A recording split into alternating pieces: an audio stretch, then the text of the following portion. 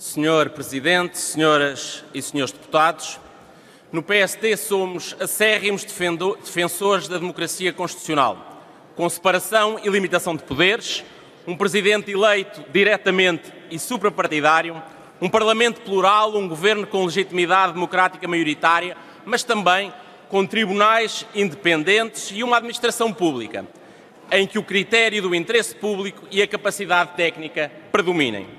Acreditamos na economia livre e de mercado, competitiva, que nos setores concorrenciais mais sensíveis seja regulada por entidades administrativas especializadas e independentes, independentes dos interesses dos regulados e dos grupos de poderosos, independentes dos interesses político-partidários, interesses da maioria e do governo conjunturais, independentes dos interesses pessoais do indivíduo que a cada momento está no regulador. Independência que garanta uma decisão pública guiada pelo interesse público e não pela posição de privilégio, a promiscuidade ou a proximidade ao poder político. Na nossa visão de democracia, não há independências absolutas. Todos os poderes são limitados e todos são sujeitos a alguma forma de escrutínio e responsabilização. A experiência portuguesa de 2 décadas de regulação independente é globalmente positiva. Mas registamos várias falhas, omissões e erros que mostram que nenhum poder, nem este poder dos reguladores independentes, pode ficar sem fiscalização. Senhor Presidente, para o PSD a independência não pode ser absoluta, mas tem que haver independência efetiva e protegida. Infelizmente, esse não é pensamento unânime nesta Casa.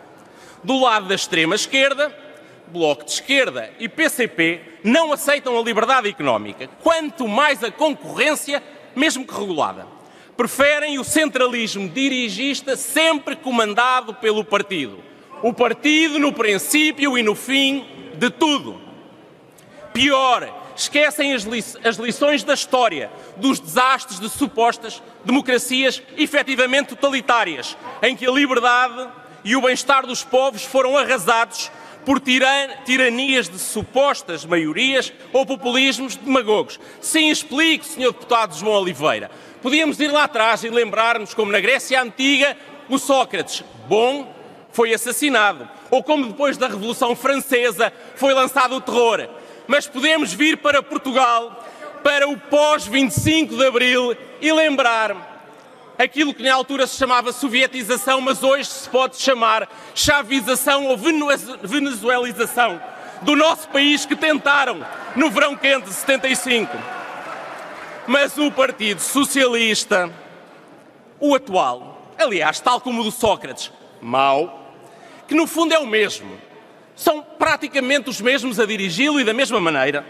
Este Partido Socialista é um bocadinho mais sofisticado. Nas palavras defende a economia livre e de mercado, aceita a concorrência e diz, nas palavras, que concorda com a regulação económica independente. Mas na prática,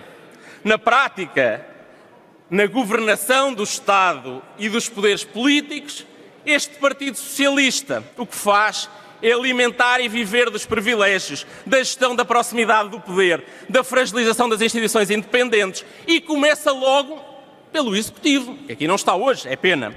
Rasgaram toda a ética republicana, compondo um governo feito de laços familiares que inevitavelmente comprometem o escrutínio mútuo e geram conflitos de interesse, que fragilizam a busca do interesse público.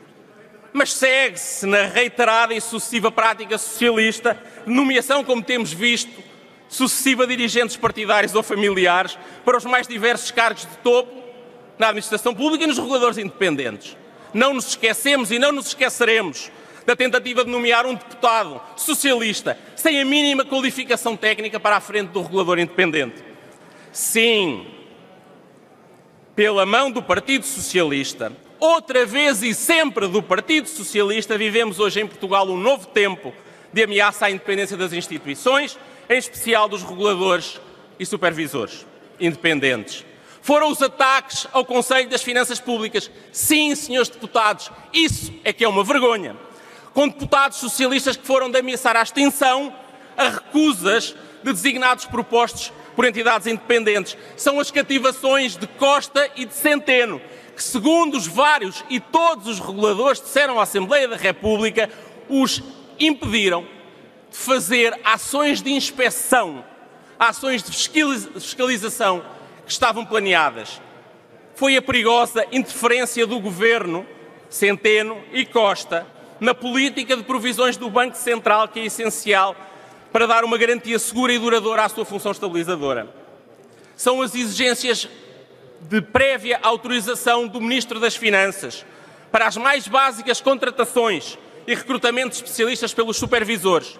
Tudo isto enfraquecendo os recursos e a capacidade de ação dos supervisores, que o que é que faz este Governo Socialista? Não mais do que fragilizar os árbitros e polícias independentes e facilitar a vida aos jogadores que são mais poderosos.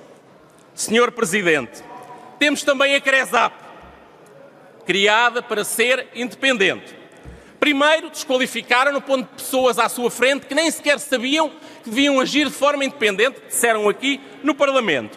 E depois, mesmo esses que nem sabiam que deviam ser independentes, as suas avaliações de mérito foram rasgadas, ignoradas pelo Governo, como vimos, por exemplo, com as nomeações ou a nomeação para Diretor-Geral da Administração Pública. É triste a fuga à responsabilidade de Vieira da Silva no Monte Pio e o que faz para proteger a sua cumplicidade com Tomás Correia, atirando a responsabilidade que é sua para um regulador independente que a não tem na lei. É a reforma da supervisão financeira anunciada como urgente pelo Ministro, mas que quando chegou afinal se mostra um misto de ajuste pessoal de contas de Centeno com uma tentativa de governamentalização e de enfraquecimento da independência dos supervisores. Os senhores no Partido Socialista vivem muito mal com a independência dos reguladores.